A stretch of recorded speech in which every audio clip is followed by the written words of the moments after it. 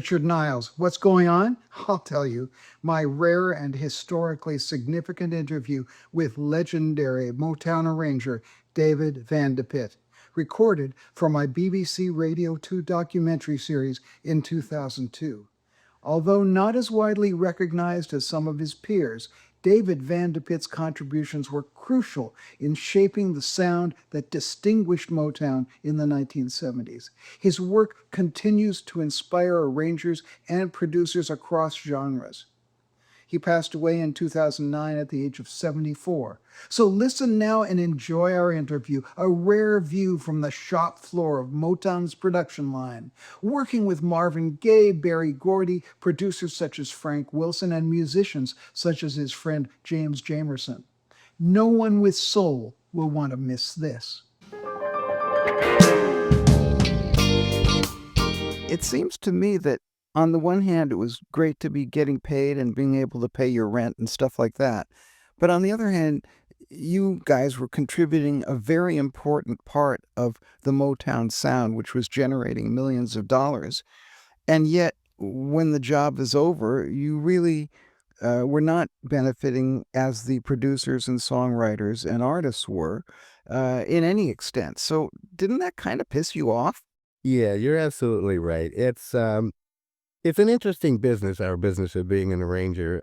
It's basically thankless and anonymous, and it's a very service-oriented profession, in which most times others take credit for what you've done, There are any number of times, I would say, over the years where the situation that you've just described has arose, in which people walk in with maybe a basic chord sheet and humming a tune.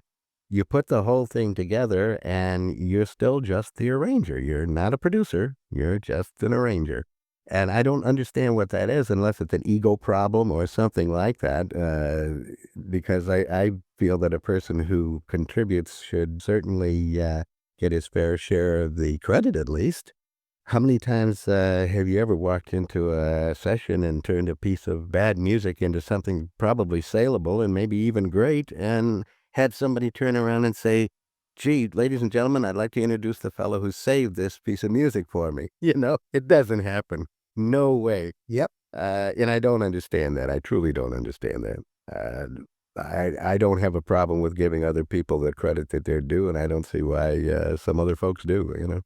Well, now you were the first Motown arranger to ever get a prominent credit on a Motown album with Marvin Gaye, where it actually said conducted and arranged by David Van DePitte. How did that happen? Well, Marvin, actually it was Marvin's doing, because Marvin decided that he was in as you know, a bit of a dispute with the company at that point in time in terms of contractual negotiations, etc. And he was determined that he was going to do the album that he'd always wanted to do, and the company, of course, wasn't buying it, and he just said, "Well, look, I'm going to do this album, and I want it to go my way." And well, part of it going his way was that I got credit on the album. Now, that was an unheard of thing, in particularly listing musicians on the recording jacket, which the original jacket did. The reason being that Gordy had a thing about anybody finding out who it was that actually worked for Motown, because he was afraid that we would be spirited away in the night by some other company and, hired away, as so to speak. And so he really didn't want our names out there. But Marvin did end up getting his way, and I got front cover credits, which is the first time that had happened. And it was quite interesting. Not only interesting, but I might say deserved. Well, thank you for that, but it was quite interesting. Most of the other work, as you well know, was pretty anonymous. There were times when names went on 45s and singles and things like that, but by and large, it was quite anonymous. Yeah, and because of that, it's very difficult for people who are interested to know who did what. Yes, you're right. And, I have to be honest and tell you that it's quite hard for us to remember who did what record as well. We didn't keep any records at the time of who did what necessarily, Certain things do stick out in your mind you remember having done, but other things you don't remember whether you did them or you didn't do them. And it gets confusing. Well, because you actually did get credit for the work you did with Marvin, can you tell us something about your working process with him? How did you get on? How did you relate to each other? How did it all happen? Yes, I can. Marvin, whom I've worked with only a little, not a great deal, called one of the A&R directors, I guess, and said he specifically wanted me to work on this project with him. And I said, well, okay, fine, whatever. I had no idea what the project was, of course. And I went over to Marvin's home and met with him. And he laid out this whole concept for this album that he had in mind. And he told me, he said, I've got all the music written. It's all ready to go. And, off we go. Well, as it turns out, in fact, the music wasn't written. The tunes weren't finished. Some of them hadn't even been conceived yet, but we started wading into the project anyway. And as we got into it, I thought to myself, this is not Motown, per se. There's something different going on here. And I brought that up to Marvin several times. I said, are you sure about this? And he said, absolutely sure. I said, I think we're going to have problems getting this album released. This is just not the Motown fare. And he said, well, it's going to be. He was really adamant about it. So we continued to work, and he had a concept of what he wanted to do, but he had no idea of like instrumentation. And so we had to hash all of that out. And he would say, well, I have an idea of a sound in my mind, and what can make this sound, or what does make this sound, And we just started going through that process, instrument by instrument and tune by tune by tune. And eventually got to the point where we had the majority of the album finished. And then he said, we need some kind of continuity for this album. I'd like it to flow, one tune into the next. And I said, well, how about if we make some musical bridges, to hook the songs together? And he said, well, that's a great idea, but how will we do that? And I said, well, we'll tack a piece of the next song on the previous tune, et cetera, and then you'll just have to splice them together in the studio, and I'm sure it'll all work out. And so the story seems to be going around that the engineers themselves mixed some kind of outtakes or something and stuck them in and bridged these things together. But of course, that's absolutely wrong. They were pre-designed to be hung together and cut and hooked together. When we had gotten all the material done, we went in and started recording. And even the musicians, Marvin decided that he wanted to use some other musicians than those that were normally there, just to try and get a different sound. And when we got into the studio, the musicians were flabbergasted because they couldn't believe that he was actually recording this music. It was just so different from what they had been doing, on a daily basis. But everybody got into it because of the jazz feels and everything, and it obviously came off fairly well. And So the choice of musicians, was that something you did together? yeah, pretty much. He knew he wanted to use Jamerson.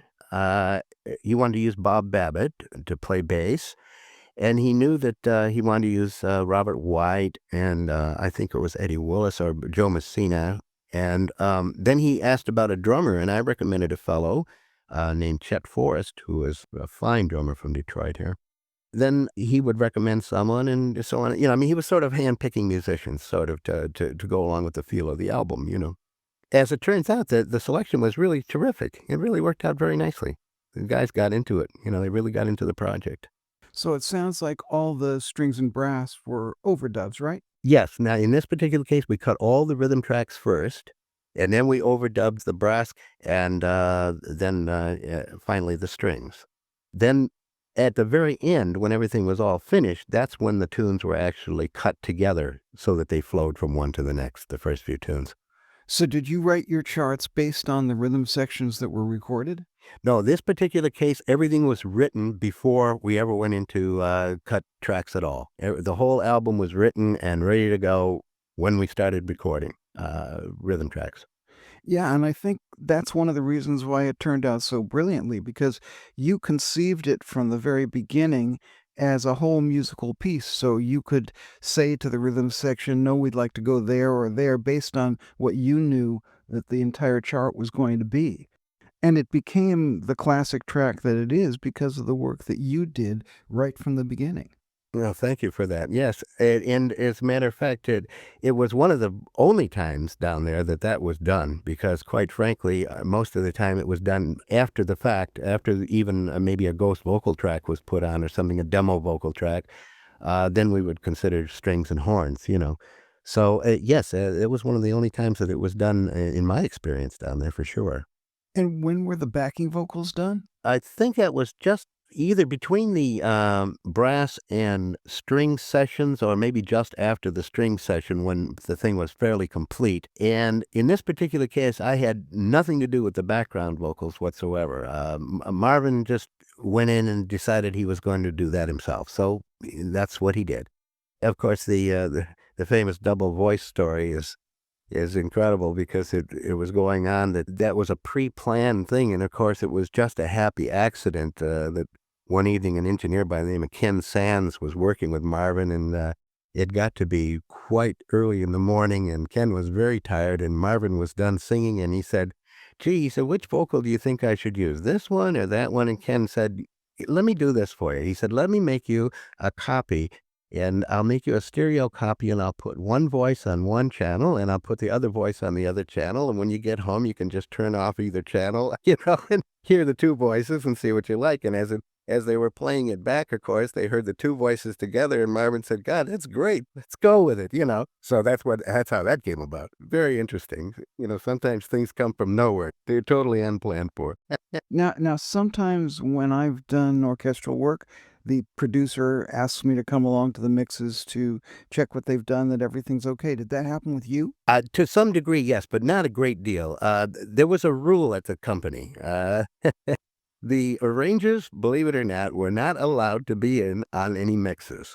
I never could establish exactly why that rule was established, but I have a sneaking suspicion that it was because as they were mixing, they would tend to want to bury things and hide things, and if something was too loud, turn it down. And of course, an arranger would be in there saying, "Oh, please, I've got to hear my strings, or I've got to hear my horns, or what have you." So they decided to curtail that and just bar all the arrangers from mixing sessions. Those pesky arrangers.